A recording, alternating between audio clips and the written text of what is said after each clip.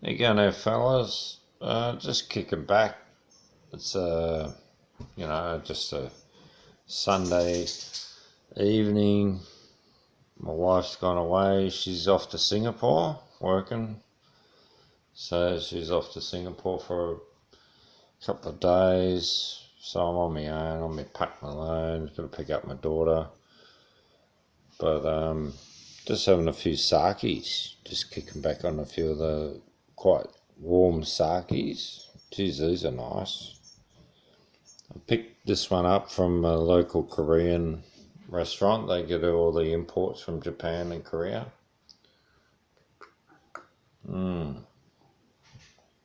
Very smooth. Very nice. I've been drinking this one with Johnny a bit, but not usually. We usually have another one that's a pink one.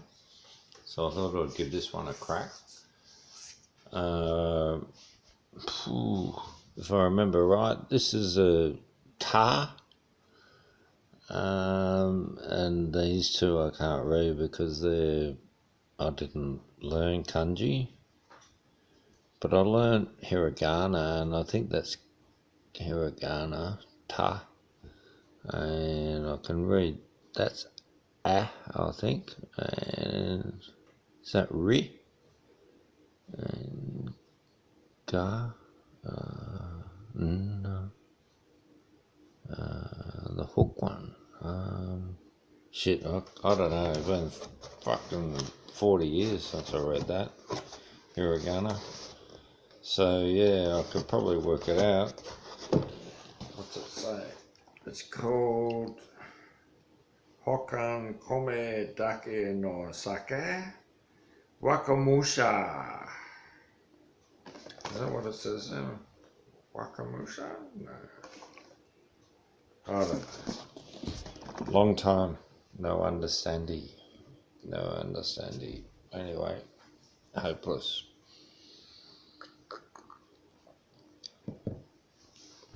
Well, on a quiet Sunday afternoon, it's a good time for reflection.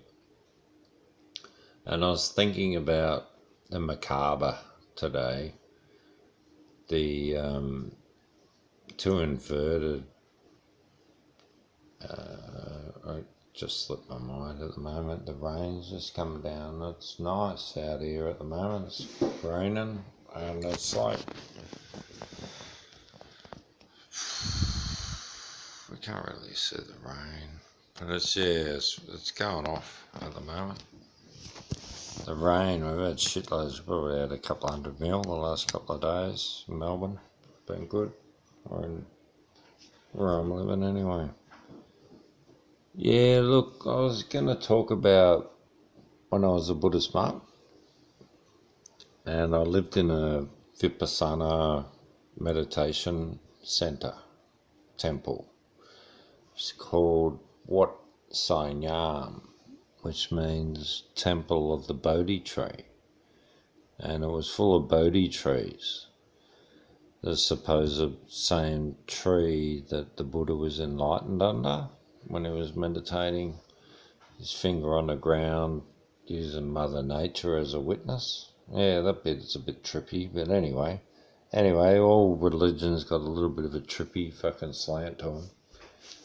And so I stayed there, and I had like these little creeks running around.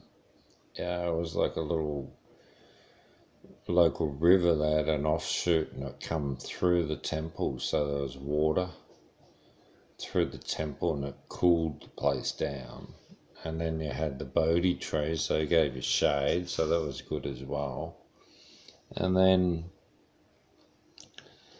they had the lotus flowers in the creek. The little, well, I don't know what you would call them, creeks, I reckon. And they were beautiful, white and purple lotus flowers. It was really weird because before I went to Thailand, I had a meditation at the temple when I became a monk in Australia, and I went to Thailand and I sat under Bodhi trees next to a creek, and I could see white and purple lotus flowers. And I met up with this monk, like a Buddha, and we talked, we communicated. And then I come back to my life here, living in my body. So, yeah, I snapped back out of that, and then I got up in the morning and I talked about it. And the head monk said, oh, yeah, okay, don't look into it too much, don't worry about it too much, don't think about it. And then off I went to Thailand about 3 days later, and I met a monk in the temple that I was directed to stay at, this Vipassana temple, and he said, you've been here already? And I go, well, and I looked around, and the temple they put me in had the white and purple lotus flowers that I'd told people about in Melbourne. I already told them about the temple I was going to stay at. It was amazing. And this monk saw me and he said, you've already been here. That's amazing. Buddhism's amazing. It's like a free-spirited, you let loose with love for all the living beings. So you don't put anger and horrible negative emotions onto other people. And if you do, it's only in a corrective manner, but it's not really the way to do it. You got to do things in the middle path. You got to be reasonable. You got to see both sides of the story. You can't ride your high horse and then turn around and do something worse. No, you got to be clean. You got to be true. You got to live it. You got to, I don't know. Alcohol is good sometimes. It allows you to talk the truth.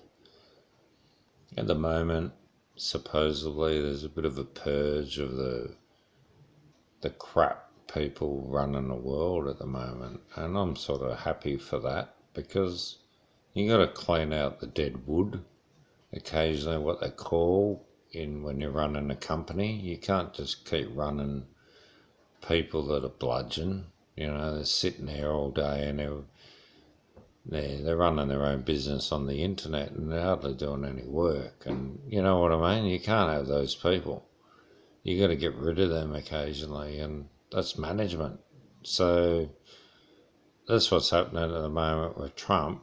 He's just getting rid of some shit. They're sucking the country dry. America, USA Corp, whatever you want to call it. It's getting sucked dry, and he's just reviving it before its cruel death. Anyway, it's a good attempt to sort of help things along for a little while longer. Kept the dollar stable around the world. It's not really stable at the moment. I don't know where things are heading.